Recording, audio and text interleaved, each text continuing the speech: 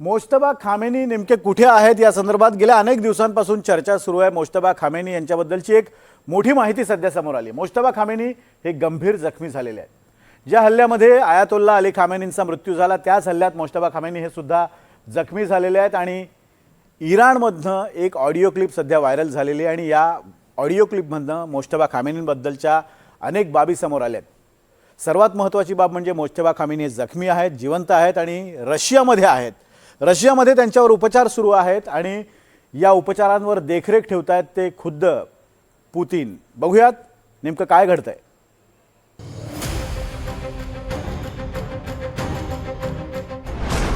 इराणचे सर्वोच्च नेते मोज्तबा मृत्यूच्या दाढेतून परतले।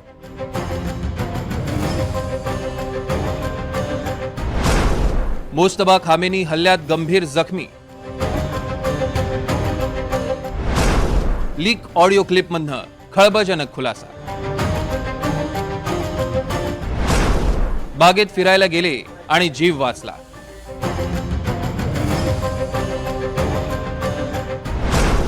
मोज्तबांवर रशियातल्या हॉस्पिटलमध्ये उपचार। मोज्तबा खामेनी इराणचे नवे सर्वोच्च नेते। 28 फेब्रुवारीला आयातुल्ला खामेनी यांचा खात्मा झाला। युद्ध सुरू होऊन 18 दिवस उलटले तरी मोज्तबा जगासमोर आले नव्हते। त्यांचा फोटो व्हिडिओ सुद्धा प्रसिद्ध झाला नव्हता। त्यामुळे मोज्तबा यांचं नेमकं काय झालं याबद्दल वेगवेगळ्या चर्चा सुरू झाल्या होत्या। मोज्तबा कोमात असल्याचा दावा ब्रिटिश वृत्तपत्र द सननं केला।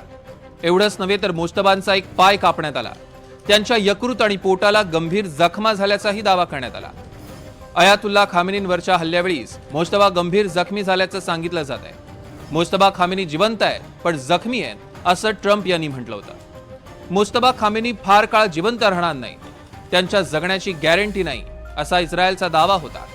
इराणच्या सरकारी टीव्ही चॅनल्सनी खामेनी जखमी असल्याची बातमी दिली। या सरकारी चॅनलनं रमजान युद्धातला एक जखमी सैनिक असं मोज्तबा यांचं वर्णन केलं। मात्र त्यांच्या प्रकृतीबद्दल कुठलीही अधिक माहिती देण्यात आली नव्हती।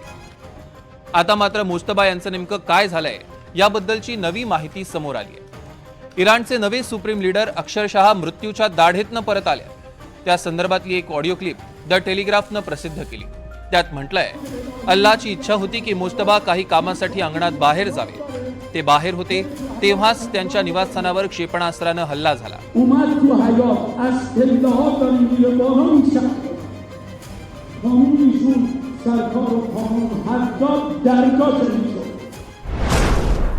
28 फेब्रुवारीला अमेरिका आणि इस्रायलनं केलेल्या हल्ल्यात मोज्तबा खामेनी अगदी थोडक्यात बचावले। आयातुल्ला खामेनींवर जिथे हल्ला झाला मोज्तबाही तिथेच होते। मात्र हल्ल्याच्या आधी काही मिनिटं ते घराबाहेर पडले। ते बागेत फेरफटका मारत असताना अमेरिका आणि इस्रायलनं हल्ला केला।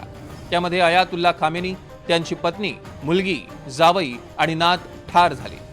यावेळी घराचा ढिगारा अंगावर पडल्यानं मोज्तबा खामेनी जखमी झाले। त्यानंतर जखमी मोज्तबा यांना विमानानं रशियाला नेण्यात आलं। सध्या रशियामधल्या रुग्णालयात मोज्तबांवर उपचार सुरू आहेत। रशियाचे अध्यक्ष पुतीन स्वतः मोज्तबांच्या उपचारांवर लक्ष ठेवून असल्याचं कळतंय।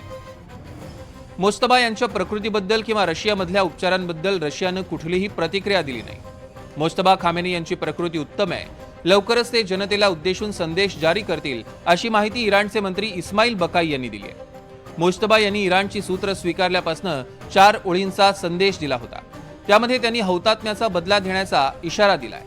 अमेरिकेनं हल्ला केल्यानंतर इराण काही दिवसातच शरण येईल, इराणी जनता उठाव करेल असा ट्रम्प यांचा अंदाज होता। मात्र या संकटातही इराणची जनता खामेनींशी एकनिष्ठ राहिली।